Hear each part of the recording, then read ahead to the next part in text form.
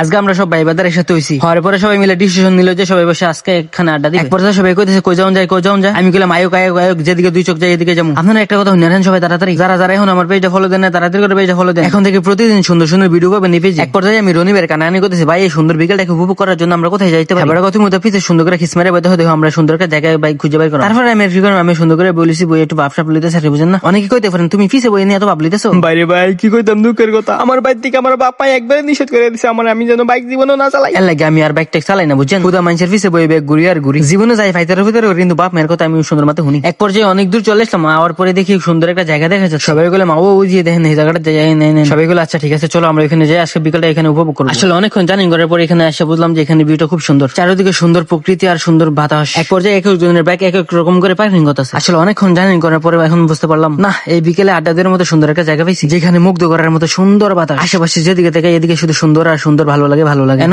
আমরা আইছি আমরার মতো আরো অনেক ফাফি বান্ধাইছি এদিকে সুন্দর প্রকৃতি উপভোগ করার জন্য। আজকের বিকেলে খুব সুন্দর এবং আনন্দময় কাটলো। আজকে এই পর্যন্ত, সবাই ভালো থাকবেন, সুস্থ থাকবেন, নিজের খেয়াল রাখবেন।